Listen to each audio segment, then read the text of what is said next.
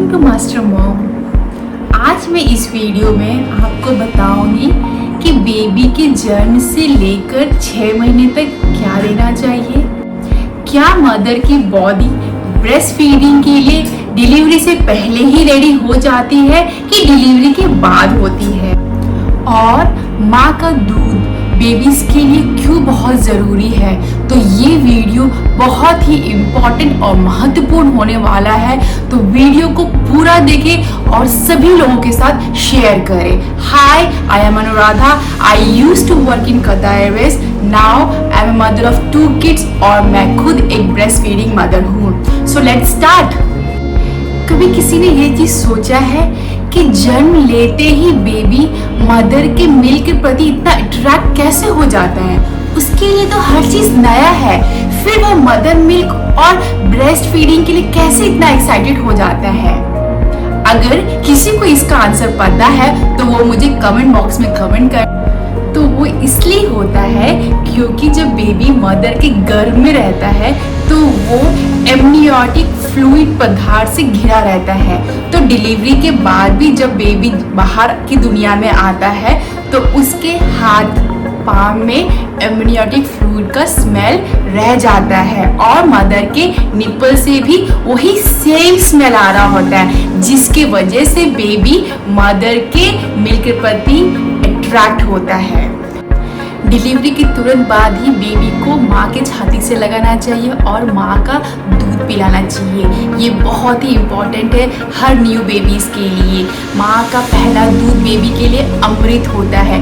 इसे हम कोलेस्ट्रॉल भी बोलते हैं। ये एक पीला गाढ़ा थिक सिक्रेशन होता है। इसमें हाई अमाउंट ऑफ एंटीबॉडीज़ होते हैं, rich in protein, minerals, vitamin ये होता है। इससे बेबी को इन्फेक्शन, एलर्जीज या जॉन्डिस होने के चांसेस कम हो जाते हैं।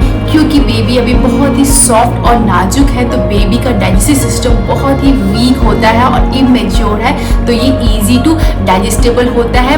प्लस इससे बेबी और मदर के बीच में एक सुंदर इमोशनल बॉन्ड बनता है, जिससे आगे की ब्रेस्ट फीडिंग जर्नी बहुत ही सुंदर होती है। सेकेंड, बेबी को हनी बिल्कुल नहीं चटाना चाहिए, जो कि बहुत सारे जगहों पे किया जाता है। ये बिल्कुल गलत है। 1 साल तक आपको बेबी को हनी नहीं देना है।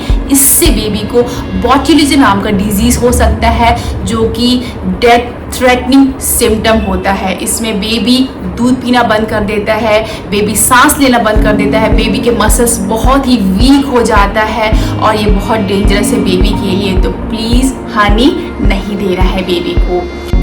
मदर का मिल्क 3 से 5 दिन के बीच में आता है। मुझे खुद तीसरे दिन पे आया था और मेरी बेबी दूसरे दिन बहुत रो रही थी। उसका पेट बिल्कुल नहीं भर रहा था, बहुत चिड़चिड़ कर रही थी, जो कि बहुत ही हार्ड हो गया था हमको उसको हैंडल करने के लिए।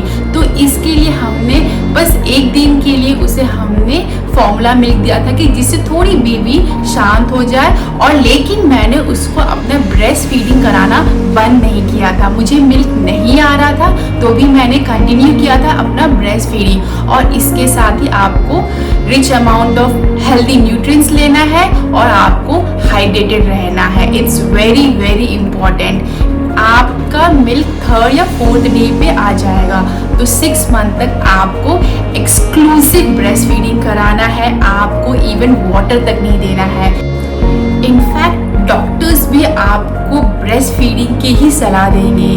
बट कुछ मदर्स किसी कारणवश ब्रेस्ट फीडिंग नहीं करा पा रही हैं, तो कोई बात नहीं, उसमें गिल्ट फील करने की कोई ज़रूरत नहीं है। आप अपने बेबी को फॉर्मूला मिल्क दे सकते हैं या डोनर ब्रेस्ट मिल्क भी दे सकते हैं।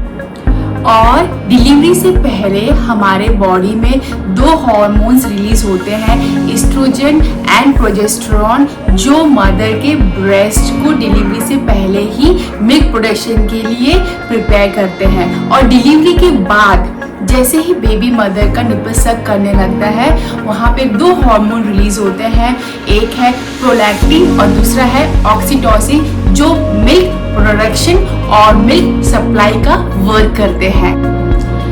ब्रेस्ट फीडिंग बेबी की इम्यूनिटी बहुत ही स्ट्रॉन्ग होती है, वो ज़्यादा बीमार नहीं होते हैं, उनके इन्फेक्शन और एलर्जीज होने के चांसेस बहुत ही कम हो जाते हैं। फॉर एग्जाम्पल उन्हें ईयर इन्फेक्शन नहीं होता, रेस्पिरेटरी इलनेस बहुत ही कम हो जाता है चांसेस होने का, स्टमक इन्फेक्शन उन्हें बहुत ज़्यादा नहीं होता है, अस्थमा होने के चांसेस कम हो जाते हैं, डायबिटीज़ 2 होने के चांसेस कम हो जाते हैं, और ऐसे न जाने कितनी बीमारियां होने के चांसेस बेबी के कम हो जाते हैं।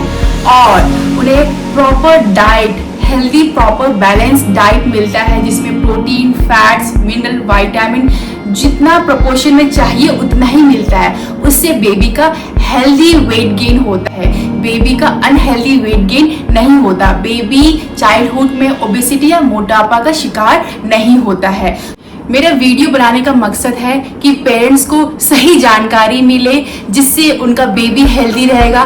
बेबी हेल्दी रहेगा तो हमारी सोसाइटी डेवलप करेगी, सोसाइटी डेवलप करेगी तो हमारा स्टेट डेवलप करेगा, और स्टेट डेवलप करेगा तो हमारी कंट्री डेवलप करेगी। सोचिए कितना बड़ा मुहिम है, इतना ही इम्पोर्टेंट चीज़ है ये। तो आप मेरे वीडियो को लाइक करें, शेयर करें, और मेरे चैनल मास्टर मॉम को सब्सक्राइब करना ना भूलें। Thank you.